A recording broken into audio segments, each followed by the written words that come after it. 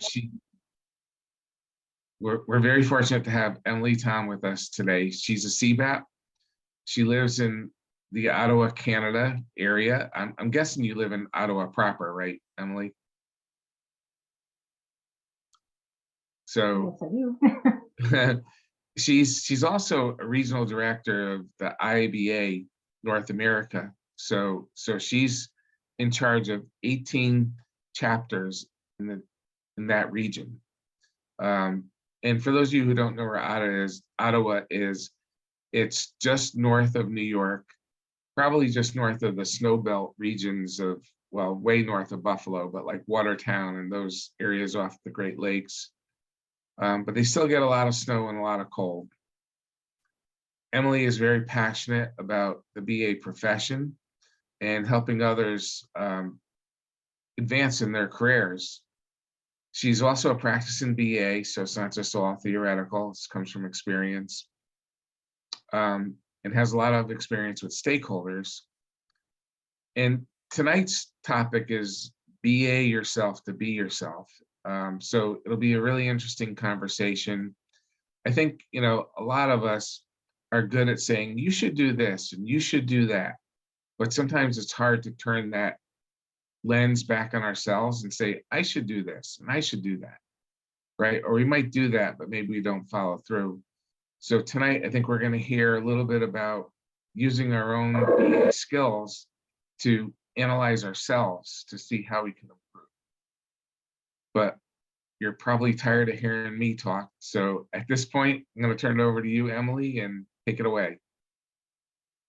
Thank you for the introduction, Bob. Thank you. I'm going to share my screen. Okay, does everyone see the presentation mode of my PowerPoint? Yeah, Yes. It looks good. Okay, great. Yep. All right, BA yourself to be yourself. And it's really not as painful as Bob was explaining. If we think about what we do as BAs, we work really hard and we work to make our stakeholders happy. So shouldn't we deserve some of that treatment too? Tonight, I'm going to be talking about how we can use our BA skills to our own benefit. The focus of tonight's topic is imposter syndrome. Some of you may be aware of what this is, and some of you may not. I'll go into this a little bit just to set the context so we all understand what this is and what we can do about it.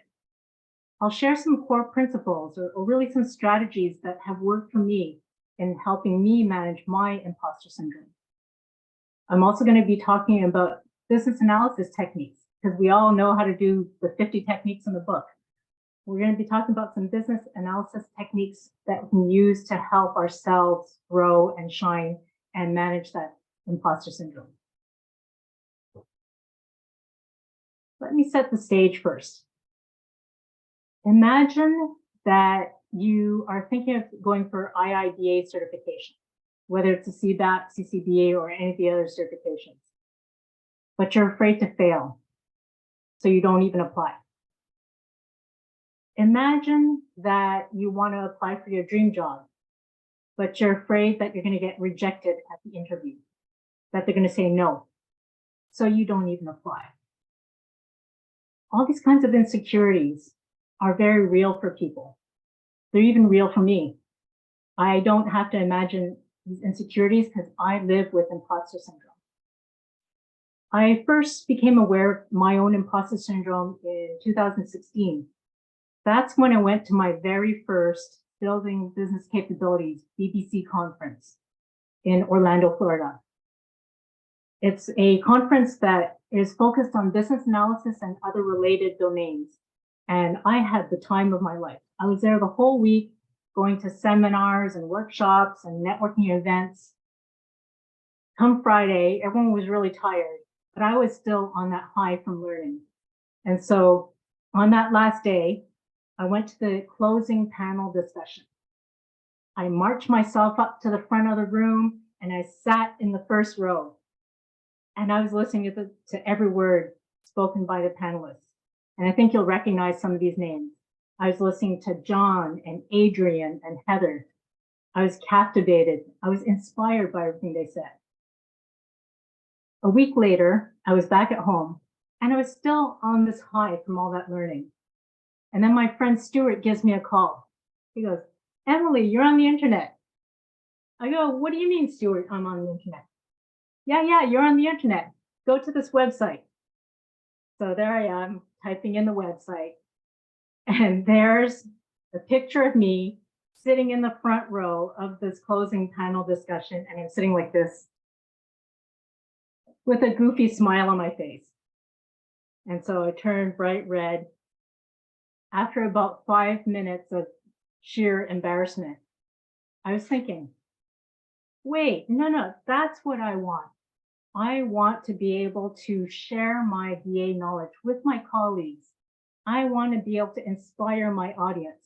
I want to put a goofy smile on every member's face in my audience.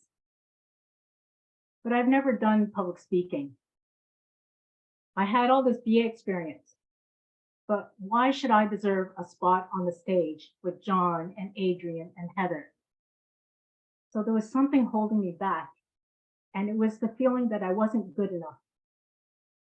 This is a classic example of imposter syndrome. This is me. This is how I feel. And imposter syndrome never goes away. I learned, this poem from Kermit the Frog resonates with me. I think of this Being Green poem, and I'll go through it, and maybe you'll relate to it as well.